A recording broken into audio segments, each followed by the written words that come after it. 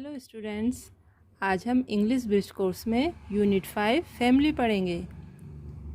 Activity first, answer the following questions orally and take dictation. नीचे दिए हुए जो क्वेश्चन हैं इनके हमें केवल आंसर देना है, मौखिक रूप से केवल हमें आंसर देना है, बोलकर बताना है इनके आंसर। ठीक है।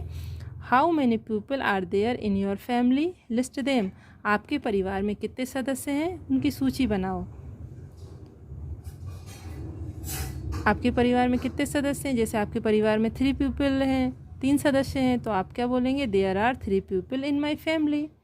अगर आपके परिवार में 4 सदस्य हैं तो आप क्या बोलेंगे, there are 4 people in my family. अगर आपके परिवार में 6 सदस्य हैं तो आप बोलेंगे, there are 6 people in my family, list them. Mother, father. अगर आपके परिवार में दादा दादी भी साथ रहते हैं तो ग्रैंड फादर, ग्रैंड मदर। भाई बहन रहते हैं तो ब्रदर एंड सिस्टर। ठीक है, ऐसे उनकी लिस्ट बनाना है। सेकंड क्वेश्चन है, what does your father mother do. आपके माता पिता क्या करते हैं। आपके पिताजी अगर फार्मर हैं, किसान हैं, तो आप बोलेंगे my father is a farmer. अगर आपके पिताजी टीचर हैं तो आप बोलेंगे my father is a teacher. अगर आपके पिताजी पुलिसमैन हैं तो आप बोलेंगे my father is a policeman. अगर आपके पिताजी मज़दूर हैं, मज़दूरी करते हैं, तो आप बोलेंगे my father is a labour. Mummy का अगर आपकी मम्मी टीचर हैं तो आप बोलेंगे माई मदर इज़ ए टीचर। अगर आपकी मम्मी नर्स हैं तो आप बोलेंगे माई मदर इज़ ए नर्स। अगर आपकी मम्मी सर्विस नहीं करती हैं, घर पे ही रहती हैं, तो फिर आप बोलेंगे माई mother is a house wife. Question third, do you have any brothers और सिस्टर्स। क्या आपका कोई भाई या बहन है। अगर आपका भाई बहन है तो आप बोलेंगे यस आई हैव 1 ब्रदर। अगर आपका एक भाई है तो आप क्या बोलेंगे, यस आई हैव 1 ब्रदर। अगर आपका एक भाई और एक बहन है तो आप बोलेंगे yes I have 1 brother and 1 sister. अगर आपके केवल 2 भाई हैं तो आप बोलेंगे आई हैव 2 ब्रदर्स। 1 के लिए ब्रदर आएगा, और अगर एक से ज़्यादा हैं तो आप ब्रदर्स एस लगाएंगे, एक से ज़्यादा के लिए एस लगाएंगे। अगर आपका भाई नहीं है, 2 बहनें हैं, तो आप बोलेंगे yes I have 2 sisters. Question number 4, do your uncle and aunt और grandparents live with you.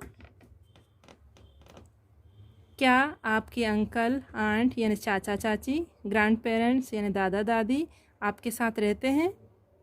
अगर रहते हैं तो yes my uncle and aunt live with me. Yes my grandparents live with me. Activity second, read the following passage. Activity second में क्या करना है, हमें एक पैसेज दिया हुआ है, इसको हम पढ़ेंगे और इसकी सहायता से नीचे खाली स्थान हमें दिए हुए हैं, इनको खाली स्थानों को हम भरेंगे। तो पहले पैसेज पढ़ते हैं। क्या दिया है पैसेज में, a family in Karnataka has 180 people. Karnataka में एक परिवार में 180 सदस्य हैं। They need around 1200 rotis every day. उन्हें लगभग 1200 रोटियों की रोज़ाना आवश्यकता पड़ती है। They use 20 kg of wheat flour to make rotis. वे 20 किलो आटे का उपयोग रोटी बनाने के लिए करते हैं। The family needs ₹40,000 for clothes every year. उस परिवार को लगभग 40,000 रुपये की आवश्यकता हर साल कपड़े बनाने के लिए होती है। The tailors need a tractor to carry clothes. जो टेलर है उसको कपड़े लाने के लिए एक ट्रैक्टर की आवश्यकता पड़ती है। फिल इन द ब्लैंक्स, खाली स्थान भरेंगे।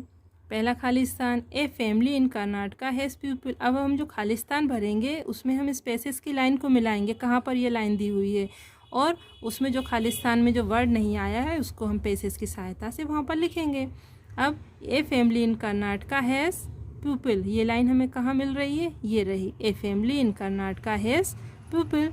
ये पीपल दिखाई दे रहा है, तो हमारे खाली स्थान में क्या आएगा, 180। सेकंड खाली स्थान, they need rotis every day. उन्हें रोटियों की आवश्यकता पड़ती है रोज़ाना। कितनी रोटियों की आवश्यकता पड़ती है, 1200। तो यहाँ पर आ जाएगा 1200 200। थर्ड खालिस्तान क्या है? They use 20 kg of to make rotis. वो रोटी बनाने के लिए 20 किलो किसका उपयोग करते हैं? तो हम पैसेज में ढूंढेंगे ये कहाँ पर दिया हुआ है। दे यूज़ 20 kg ऑफ, क्या आएगा हमारा खालिस्तान में? Wheat flour. ठीक है, तो यहाँ लिखेंगे हम WHEAT wheat, FLOUR wheat flour to make rotis. ठीक है, ये व्हीट फ्लोर हमारे खालिस्तान में आएगा। यहाँ पर 180 आएगा फर्स्ट में, सेकंड में 1। Fourth, the family needs 4 clothes. अब फोर्थ वाले खालिस्तान में क्या आएगा? पेसेज में हम ढूंढेंगे ये लाइन हमें कहाँ मिल रही है। The family needs 4 clothes, the family needs 4 clothes, ये वाला है। इसमें खालिस्तान में क्या आएगा? ₹40,000, ₹40,000। हम खालिस्तान भरेंगे तो ये देखेंगे कि हमारे जो खालिस्तान के वर्ड हैं वो हमें स्पेसेस में कहाँ पर मिल रहे हैं। द फैमिली नीड्स ये हमें दिखाई दे रहा है, 4 क्लॉथ्स, इसका मतलब ये जो हमारे 40,000 लिखे हुए हैं ये हम इस खालिस्तान में भरेंगे। पांचवा खालिस्तान क्या है? The tailors need to carry clothes. The tailor needs कहाँ पर दिखाई दे रहा है हमें? ये द टेलर नीड्स, क्या नीड्स है? ए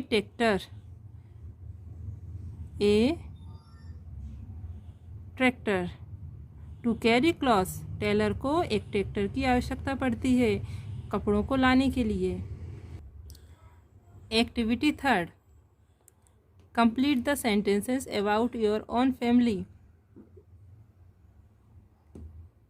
ये जो सेंटेंस हमें दिए गए हैं इनको हमें कंप्लीट करना है। कैसे कंप्लीट करना है? ये हमारी फैमिली के बारे में दिए गए हैं। फैमिली के बारे में हमें इसमें जानकारी जो इसमें पूछी है वो हम भरेंगे। फर्स्ट क्या है? There are people in my family. मेरे परिवार में सदस्य हैं। कितने सदस्य हैं? अगर आपके परिवार में 4 सदस्य हैं तो आप यहाँ पर लिखेंगे 4। अगर आपके परिवार में 5 सदस्य हैं तो आप यहाँ पर लिखेंगे 5। अगर आपके परिवार में जस्ट जॉइंट फैमिली है, आपकी सब लोग रहते हैं साथ में, चाचा चाची दादा दादी भी, तो अगर आपके परिवार में 8 सदस्य हैं तो आप 8 सदस्य लिख सकते हैं। 10 सदस्य हैं तो 10 लिख सकते हैं। ठीक है। सेकंड क्या है? माई फादर इज़, मेरे पिताजी हैं। अब आपके पिताजी क्या करते हैं? जैसे आपके पिताजी my father is a farmer, FARMER, farmer. अगर आपके पिताजी किसान हैं तो आप लिखेंगे फार्मर। अगर आपके पिताजी मजदूर हैं तो आप लिखेंगे my father is a labour. अगर आपके पिताजी टीचर हैं तो आप लिखेंगे my father is a teacher. Third, my mother is, अगर आपकी मम्मी कुछ जॉब करती हैं, टीचर हैं, तो आप लिखेंगे my mother is a teacher. अगर आपकी मम्मी कपड़े सिलती हैं तो आप लिखेंगे my mother is a tailor. अगर आपकी मम्मी कुछ नहीं करती, घर पे ही रहती हैं, ठीक है, तो आप लिखेंगे my mother is A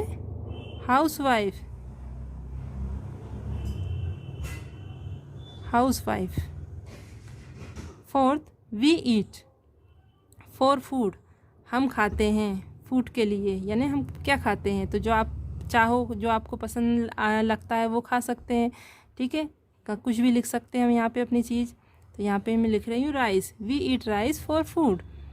fifth, my grandparents live in, आपके ग्रैंड पेरेंट्स रहते हैं, जहाँ भी आपके ग्रैंड पेरेंट्स रहते हैं आप वो लिखेंगे। जैसे इसमें लिखा माई ग्रैंड पेरेंट्स लिव इन, मेरे ग्रैंड पेरेंट्स रहते हैं। अगर आप जहाँ रहते हैं वहीं पे रहते हैं तो वो लिख देंगे।